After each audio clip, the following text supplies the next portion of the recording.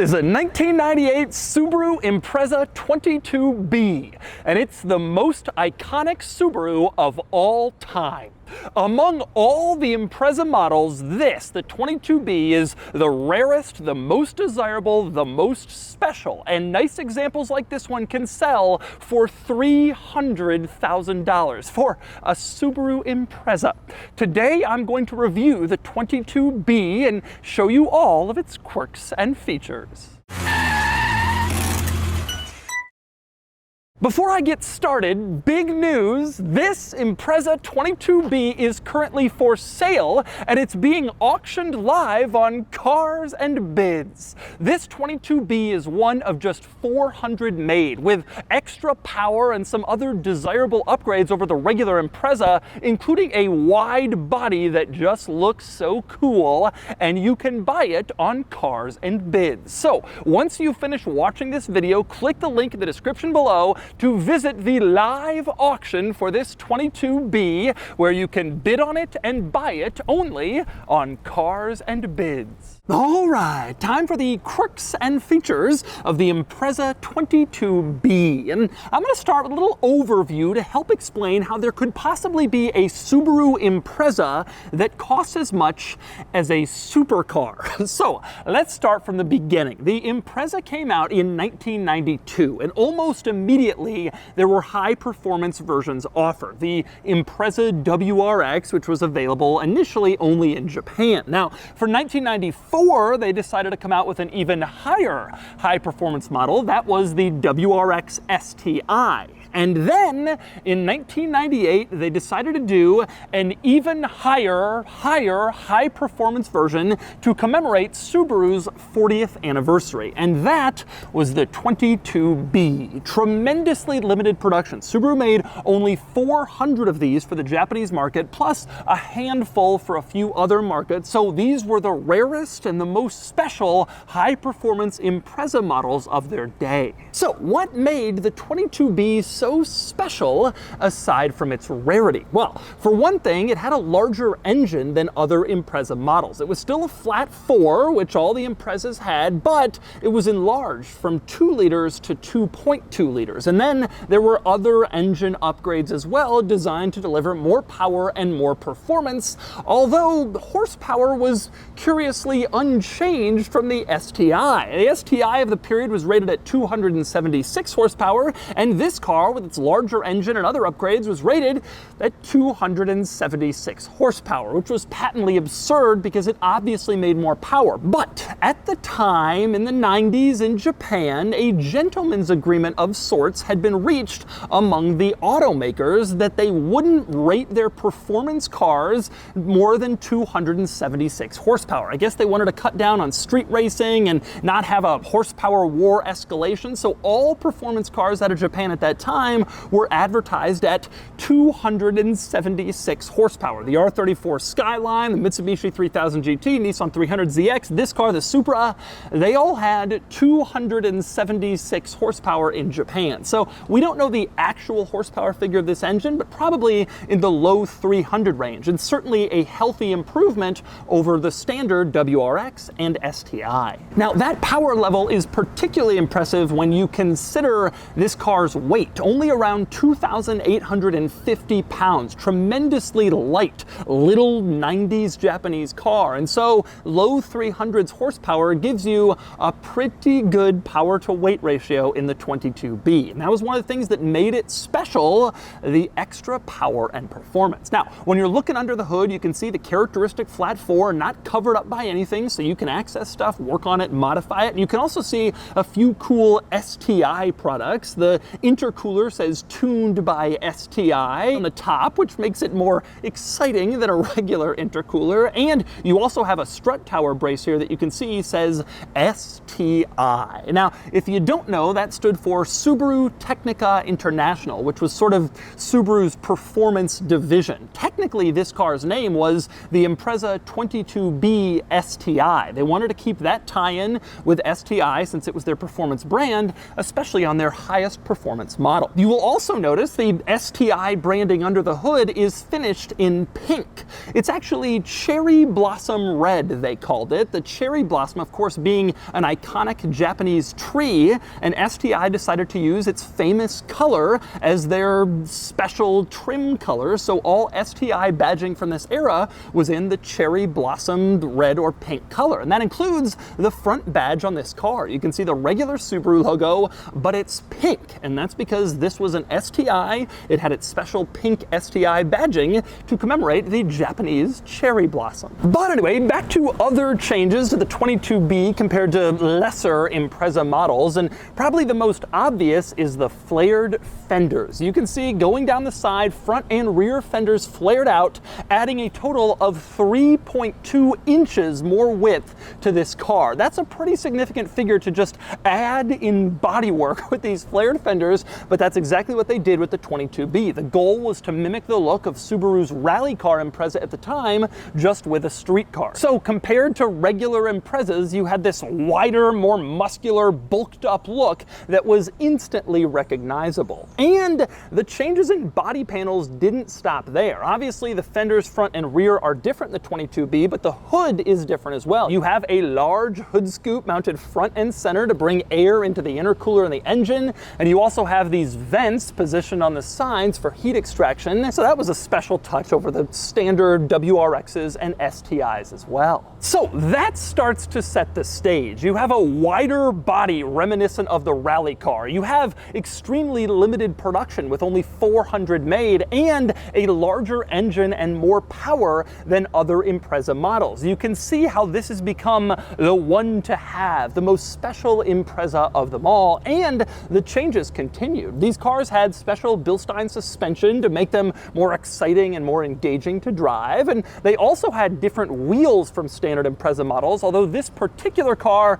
has had its wheels changed out with these aftermarket Speedline Pro Drive wheels. They still look the part. The standard 22B's wheels were also gold, but these are different. In fact, this car has had a few modifications that change it from a factory original 22B, but most of them are sort of in keeping with the ethos of this car. None of them take it too far or too absurd like you see with some Imprezas. Another example of that is the wing. The regular 22B came with an adjustable wing, but this one has an aftermarket wing. Still looks the part, still fits the look of the car, but not the original factory wing for the 22B. Still a very 22B look on the outside. And then, of course, there's the badging. You make a special car, you gotta tell people about it. Although Subaru was pretty subtle with the badging, the fender flares spoke for themselves, but they did stick a big 22B badge on the back, as you can see. A very special badge indicative of probably the greatest performance Subaru of all time. The only weird thing about it,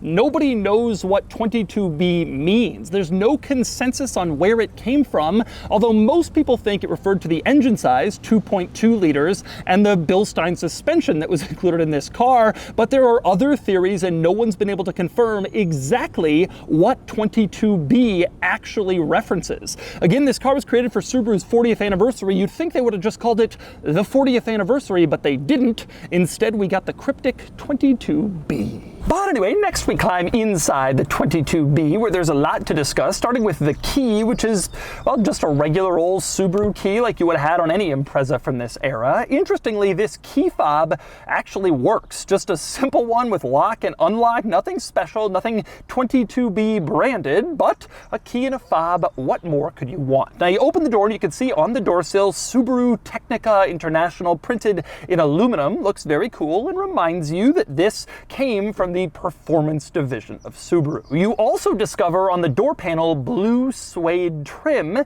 which was an upgrade included in 22B models over standard Imprezas. They didn't get the blue suede, but the special 22B did. Now, also in this vicinity, you can see a roll cage here. Just like on the outside, the interior of this 22B has a few upgrades to enhance its cool factor and its performance, and the roll cage would have been nice on racetracks, or it would have just just help you look cool while you're cruising around showing off your STI. In fact, there are a few other interior upgrades to this car that also change things a bit, but again, just like on the outside, sort of in keeping with sort of a OEM plus look, if you will. For example, the parking brake lever has been switched to carbon fiber, but it says Subaru at the bottom, so it feels official and high quality. Same deal with the steering wheel. It's been swapped out for a Momo race wheel, but in the center you have the Subaru badge, so again, it sort of almost looks like a sportier thing that would have come from the factory. Even the roll cage, which is probably the biggest modification to this interior, is painted blue, as you can see, to match the exterior of this car, so it almost seems to fit in like it could have been done from the factory. By the way, that blue color on the 22B, specially made just for this car. It was different from other Impreza blues, and that helped to add to the allure of the specialness of the 22B. But with that said, despite a few upgrades and modifications in this interior, some things were left alone, including the fantastic seats. These sport bucket racy looking STI seats with their blue suede seat inserts and their relatively tight seat backs and seat bottoms that kept you in place during cornering. These stayed. They were a special item on the 22B, and it's nice to see them here. You can also see in the seat back there's a hole for a racing harness. If you wanted to go racing and modify the car to add one, the seat was already prepared for it. Also included in this car is a little plaque in the center control stack that says 22B STI, and it gives the number 61 out of the 400 unit production run for Japan. Again, there's a little handful that were built for other markets, so maybe the total run is like 420, 430, but there are not many 22Bs. Also an interesting item that was left in this car completely factory, the floor mats, which are totally unremarkable, except they have sort of a weird random pattern in them, and they say Impreza in the most boring, matter-of-fact, non-exciting way possible. Even though this is the special 22B, they didn't do special floor mats, you just got the one from the regular old Impreza. But anyway, on to the rest of the interesting quirks and features in this interior. One of them is this dial in the center console. It's marked C diff, and you can see raise it up or down. That allows you to change the bias of the all-wheel drive system. You can make it 50-50 front and rear, or you can make it more front biased or rear biased. Up to 65% of the power can go to the rear wheels by adjusting this dial. Very interesting. Most cars don't have that, but a lot of high-performance Imprezas do, including this one. Another bizarre characteristic of this car, little switch mounted to the right of the steering wheel that says I/C water spray. That stands for intercooler water spray, and it was a cool feature of the 22B. In order to keep the intercooler cool, there were water injectors that could spray water on it to cool it down. Now you could press the button next to water spray and keep it in auto, which would inject water periodically when it sensed it was getting hot. Or you could press the other button and manually spray water on the intercooler at your desired interval. Whenever you wanted, you push the button and that would cool it down manually, and it was a crazy upgrade feature of this car over the regular STI. Another interesting thing about this car, I guess about all Impreza models from this era, is how much storage is in the interior. Okay, so the door panel doesn't have much. The big, large door panel, and it only has this little storage pocket. But don't worry, you have a glove box, as you can see, reasonably sized. Then you have an upper glove box, like you'd have in a Super Duty pickup truck. Then you have this little storage cubby here above the center climate vents. There is so much storage in this car. Kind of an interesting quirk. Also interesting in this car, even though it's a fairly old school 25-year-old Subaru, it still has power folding mirrors. You can see this switch here, flip it, and then the mirrors fold in automatically. It seems almost too luxurious for a car like this, but in narrow streets Japan, power folding mirrors probably a pretty nice feature to have, and so this car has it. Also in the center console, you have a 2-level storage situation. You pull on this tab and open the upper storage compartment, or you pull on a bottom tab and open a lower storage compartment, which contains the world's flimsiest cup holder. You fold this out and you have a cup holder in here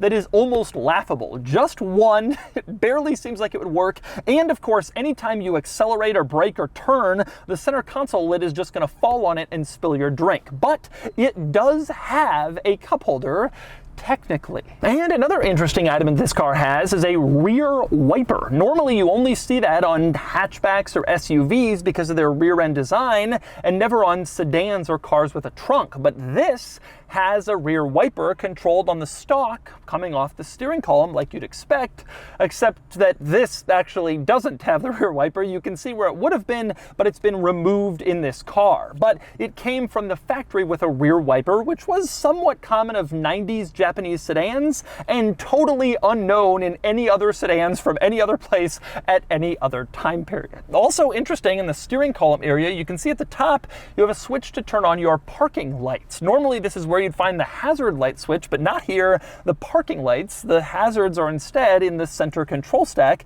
as you can see. It's sort of an odd placement for that. Also a little bit odd, in the gauge cluster you have an individual clock that shows you the time, but of course it can't be seen by other people in the car, so it's just for the driver to look at the time. The passenger would have to make do elsewhere. Now, this particular car has an aftermarket stereo head unit that also shows the time display, so the passenger can look there. And in this vicinity, you can also see a few aftermarket gauges, temperature, voltmeter, and a turbo boost gauge to show you some extra things, what's going on as you drive your 22B. Also in this vicinity, you can see some added carbon fiber around the whole center control stack, the center vents, even into the center console. This isn't real carbon fiber, of course, just some panels placed on top of the regular Subaru plastic to make it look more sporty and exciting. Now, also worth pointing out, the back seats in this car. Even though it's a two-door coupe, it does have back seats, but only two of them, no center middle back seat, and they're not all that interesting except for the blue Alcantara trim to match the front seats. Other than that, the back seats are fairly small and fairly basic, no cool quirks or features back there. And next up we move on to the trunk in the 22B, which, well, frankly, it's not interesting at all. It's very Subaru, which means practical but relatively dull. Nothing unusual or special about it, although it is a little bigger than I was expecting, but it's shared with the standard Impreza, so practicality was important. Other interesting items on the outside, though. One, you have the exhaust, which you can see says STI on it, another special STI touch, and something I always loved about high-performance Imprezas from this era, the front-end situation with the fog light caps that say STI. It wasn't unique to the 22B,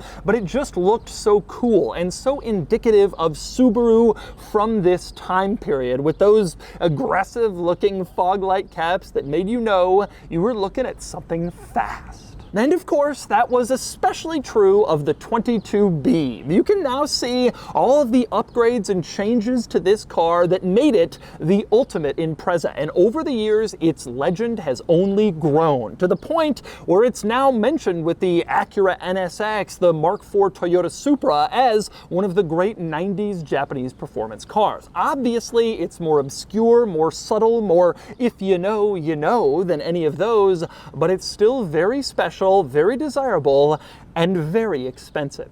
All right, now I'm driving the 22B. Now, I did a review on the 22B a long time ago, probably been like 4 years. But my format has changed a little bit. My kind of perspective on cars has changed a little bit. And frankly, I mean, we're selling this car on Cars and Bids, but also I'll take basically any opportunity I can to drive this. I remember the last time I did the video with it, I absolutely loved the 22B. And I want some more seat time. It's such a cool car. And it is particularly cool because of the way it drives. Frankly, I think this is true of a lot of the Impreza models from this era. They were just so wonderfully little and tossable. But the thing that made the 22B particularly special was it just had a little more engine size, a little more power, a little more, lower RPM gettableness of the power, if you will. And those little things just made this car like the one. It's the one because it's super rare and it's wide body and all that stuff is cool. But to me, it's the one because of the way that it drives. All the Impreza models from this era were nice driving cars. The WRXs were better, the STIs were better, but this car, it combined the tiny kind of tossable, throw it around capability of an Impreza and added like real power that still feels fast in the modern era. There is a reason why these cars are so desired. And it's all the stuff that doesn't relate to the driving experience, like the production numbers and the flared fenders, but the driving experience just pushes it over the edge. I think this car is just the perfect balance. Just, fantastic. And I love to drive a 22B. It's easy to upshift, downshift, rev match, kind of ring out. It's just a fun car. Now this one's been modified a little bit, but it seems like most of the mods are relatively, minor, subtle things. They can be reversed or not. You just have kind of a driver 22B, which is kind of cool because the really low mile cars have gone totally crazy. They're 300,000 plus, and it's just wild money for a perfectly stock low mile example. This one you can use, and it's just so much fun to use. Now I admit it's sort of a if you know kind of thing. You take this to most car events, people won't even know what it is. But for those who do know, it is a very special treat to see one of these. Absolutely worthy of mention in the NSX Mark IV Supra crowd. It's just so much fun to drive. It's enjoyable and cool and exciting, and I really like it. It's also relatively easy to drive normal. That's the other thing about this car. It's a shame that it's gotten just so expensive, because how cool would it be to just like commute in a 22B? You kind of could. This is basically the Japanese E30 BMW M3 in the sense that it's about the same size, similar era, flared fenders, two-door coupe with 2 seats in the back. The difference is that this is much rarer and it's faster, it's more powerful. And so it's like the E30 M3, but like a cooler version of it. And if you're interested in Japanese cars, like a great collection of the best 90s Japanese cars, which was kind of the best era, it's got to include this car, because this car is just so damn special and it drives so well. You'll never go wrong in a 22B. It's just a fun car, and its reputation has now grown completely out of hand, but in a sense, it makes sense. Like the Impreza WRX is an iconic car, but if you want the icon of the icons, that's this. It's just fun. It's just damn fun, and it's cool, and it looks cool, and it's a neat car. And that's just that. It's big money, I know, but the market realizes what it costs because it's really special. And so that's the Subaru Impreza 22B, the most iconic Subaru of all time, one of the greatest Japanese cars of its era. I love the 22B. I love how it drives. I love how it looks. I don't love what it costs, but the market seems to agree. This is a truly special car, and it's priced accordingly. And you can get this Impreza 22B on Cars and Bids. And now it's time to give this one a Doug score. And the Doug score is here, 54 out of 100, which places the 22B here against some other cars. A strong showing against major players like the R33 Skyline GTR, Mitsubishi 3000 GT VR4, and even the Porsche 928 GTS. The 22B is an awesome car. It's fun to drive, quick to steer, fantastically analog, and one of the kings of all Japanese sports cars, and particularly a god to the Subaru community. I love to drive it, and its amazing predecessor to a fantastic line of legendary performance cars.